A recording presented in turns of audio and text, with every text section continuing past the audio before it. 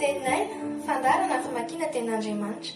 Arahinao eto amin'ny Aki Radio isan'andro amin'ny 12 sasany atoandro. Parole de vie, lecture de la Bible, tous les jours sur Aki Radio à 12h30. Wort des Lebens, jeden Tag eine biblische Lektüre um 12:30 Uhr im Aki Radio. Iarahanao amin'ny rahavavy aina. Teninay, teny mahavelona.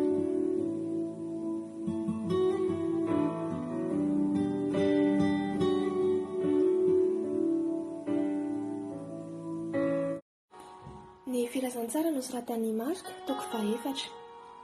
Fanoharana nataon'i Jesosy. Amin'ny anaran'i Jesosy. Ary nampianatra teo amin'ny ranomasina indray Jesosy, ary nisy vahoaka betsaka nanantona azy. Dia niditra teo an-tsambo kely izy ka nipetraka teo amin'ny ranomasina. Ary ny vahoaka rehetra dia teny an-tanety amoron-dranomasina. Ary nampianatra zavatra maro tamin'ny fanoharana izy ka nilaza tamin'ny fampianarana azy hoe miaino. Indro nivoaka ny mpamafy mba hamafy. Ary namafy izy, ny sasany dia voafafy teny amoron-dalana, dia avy ny vorona ka nandany izany. Ary ny sasany dia voafafy teny amin'ny tany marivo ambony vatolampy, dia nalaky ny trebona ireny satria tsy nisy tany lalina. Fa rehefa niposaka ny masoandro, dia nalazo ireny, ary satria tsy nanampaka dia maty izy. Ary ny sasany dia voafafy teny amin'ny tsilo, ary ny tsilo naniry ka nangeja azy, dia tsy namoa izy. Ary ny sasany dia voafafy teny amin'ny tany tsara, ary raha naniry sy namoa dia vokatra fa namoa. Ny sasany avy 30 eny, ary ny sasany avy 80 eny, ary ny sasany avy 100 eny. Ary hoy izy, izay manansofina ho enti miaina aoka izy iaina.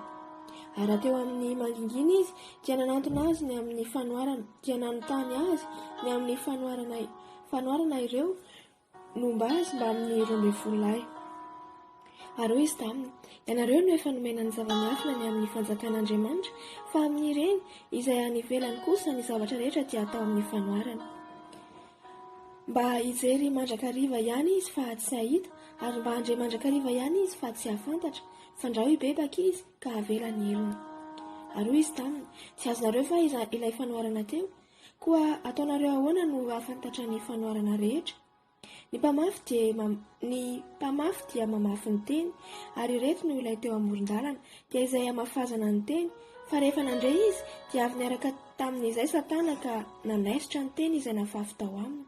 Ary tahaka izany koa, ireto no ilay voafafy teny amin'ny tany marivo ambony vatolampy, dia izay mandre ny teny ka malaky mandray izany amin'ny hafaliana, nefa tsy manampaka ao anatiny ireny, fa maharitra vetivety foana. Ko rehefa afaka izany, ka tonga izay fahorinana fanenjehana noho ny teny, dia tafitohina miaraka amin'izay izy.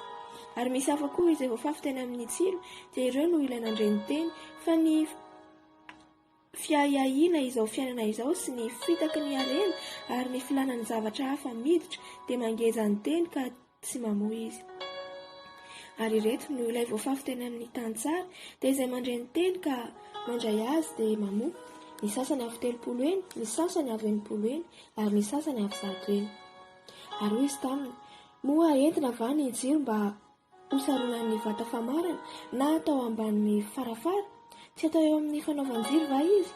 Fa tsy misy takona izay tsy ho hita na miafina izay tsy aseho. Raha misy olona manansofina ho enti miaino, aoka izy iaino. Ary hoy izy taminy, dinio izay teny renareo, araka ny ohatra anoharanareo ihany no anoharana ho anareo, ary omena mihoatra azy ianareo.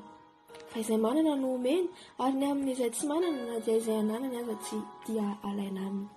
Ary hoy izy, toy izao ny fanjakan'Andriamanitra, tahaka ny lehilahy mamafy voa amin'ny tany, ka matory sy mahatsiaro isan'alina sy isan'andro, ary ny voa dia mitsimoka ka maniry, nefa tsy fantany ny faniriny. Fa ny tany mahavokatra ho azy. Voalohany misy tahony dia teraka, ary rehefa izany dia feno voa, fa rehefa azo jinjana izy dia jinjana miaraka amin'izay, rehefa tonga ny fararana. Ary hoy izy, ahoana no anoharantsika ny fanjakan'Andriamanitra, ary inona no fanoharana anoharantsika azy? Tahaka ny voatsinampy izy, izay kely noho ny voa rehetra, raha vao afafy amin'ny tany, fa rehefa voafafy kosa izy dia maniry ka tonga lehibe noho ny anana rehetra, ary mandrantsana vaventy ka azo ny voro-manidina toerana ny alokalony. Ary fanoharana maro toy izany no nambarany teny taminy, araka izay hainy hoenona. Ary raha tsy tamin'ny fanoharana dia tsy niteny taminy izy. Ary tamin'ny mangingina no nilazany tamin'ny mpianany ny hevitra ireo rehetra ireo. Ny nampitsaran'i Jesosy ny tafio-drivotra. Ary andro tr'izay ihany, rehefa hariva ny andro, dia hoy izy taminy, andeha isika ho eny ampita. Ary rehefa nampidiny ny mpianany ny vahoaka, dia nentiny tamin'io sambo kely io. Tamin'izao ihany Jesosy, ary ny sambo kely sasany koa niaraka taminy. Ary nisy tafio-drivotra mahery, ary nianjerazerahan'ny alon-drano ny sambo kely ka nilao feno rano. Ary Jesosy natory teo ambodin'ny sambo kely tambonin'ny ondana, ary namono azy ireo ka nanao taminy hoe, mpampianatra, tsy mampaninona anao va izao fahafatesana izao? Ary nifoy izy dia niteny mafy ny rivotra sady nilaza tamin'ny ranomasina hoe, mangina mitsahara. Ary dia nitsahatra ny rivotra, ka tony tsara ny andro. Ary hoy izy taminy, nahoana no saritahotra ianareo? Tsy mbola manampinoana va ianareo? Ary natahotra indrindra izy ireo ka niresaka hoe, iza moa ity fa ny rivotra sy ny ranomasina aza manaiky azy? Alléluia.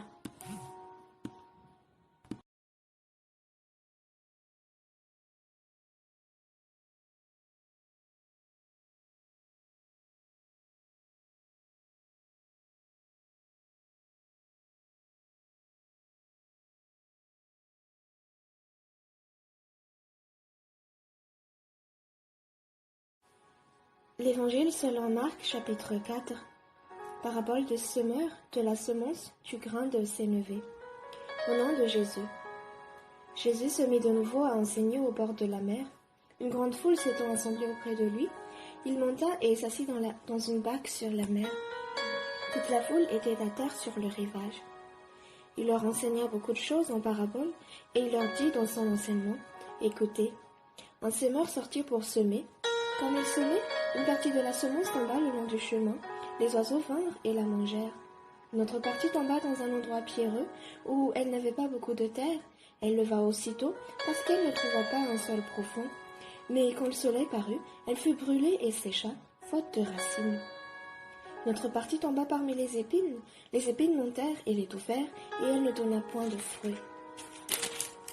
Notre partie tomba dans la bonne terre, elle donna du fruit qui montait et croissait, et elle rapporta 30, 60 et 100 pour un. Puis il dit que celui qui a des oreilles pour entendre, entende. Lorsqu'il fut en particulier, ceux qui l'entouraient avec les 12 l'interrogèrent sur les paraboles. Il leur dit, c'est à vous qu'a été donné le mystère du royaume de Dieu, mais pour ceux qui sont dehors, tous passent en paraboles, afin qu'en voyant, ils voient et n'aperçoivent point, et qu'en entendant, ils entendent et ne comprennent point, de peur qu'ils ne se convertissent et que les péchés ne leur soient pardonnés. Il leur dit encore, vous ne comprenez pas cette parabole? Comment donc comprendrez-vous toutes les paraboles? Le semeur sème la parole. Les uns sont le long du chemin, où la parole est semée. Quand ils l'ont entendue, aussitôt Satan vient et enlève la parole qui a été semée en eux. Les autres, pareillement, reçoivent la semence dans les endroits pierreux. Quand ils entendent la parole, ils la reçoivent d'abord avec joie, mais ils n'ont pas de racines en eux-mêmes. Ils manquent de persistance, et dès que survive une tribulation ou une persécution à cause de la parole, ils trouvent une occasion de chute. D'autres reçoivent la semence parmi les épines. Ce sont ceux qui entendent la parole, mais en qui les soucis du siècle, la séduction des richesses et l'invasion des autres convoitises étouffent la parole et la rendent infructueuse. D'autres reçoivent la semence dans la bonne terre. Ce sont ceux qui entendent la parole, la reçoivent et portent du fruit, 30, 60 et 100 pour un. Il leur dit encore, apporte-t-on la lampe pour la mettre sous le boisseau ou sous le lit? N'est-ce pas pour la mettre sur le chandelier? Car il n'est rien de caché qui ne doive être découvert, rien de secret qui ne doive être mis à jour. Si quelqu'un a des oreilles pour entendre, qu'il entende. Il leur dit encore, prenez garde à ce que vous entendez. On vous mesurera avec la mesure dont vous vous serez servi, et on y ajoutera pour vous. Car on donnera à celui qui a, mais à celui qui n'a pas, on ôtera même ce qu'il a. Il dit encore, il en est du royaume de Dieu, comme quand un homme jette de la semence en terre, qu'il dorme ou qu'il veille, nuit et jour, la semence germe et croît sans qu'il sache comment.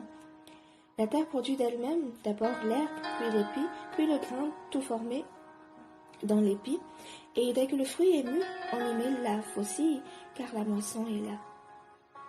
Il dit encore, à quoi comparerons-nous le royaume de Dieu, ou par quelle parabole le représenterons-nous?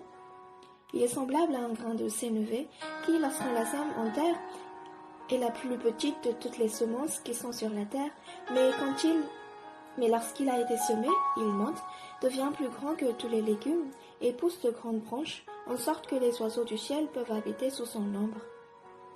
C'est par beaucoup de paraboles de ce genre qu'il leur annonçait la parole selon qu'il était capable de l'entendre. Il ne leur parlait point sans paraboles, mais en particulier, il expliquait tout à ses disciples. La tempête apaisée. Ce même jour, sur le soir, Jésus leur dit « Passons à l'autre bord ». Après avoir envoyé la foule, ils l'emmenèrent dans la barque où il se trouvait. Il y avait aussi d'autres barques avec lui. Il s'éleva un grand tourbillon et les flots se jetaient dans la barque au point qu'elle se remplissait déjà. Et lui, il dormait à la poupe sur le coussin. Ils le réveillèrent et lui dirent « Maître, ne t'inquiètes-tu pas de ce que nous périssons ?» S'étant réveillé, il menaça le vent et dit à la mer « Silence, tais-toi !»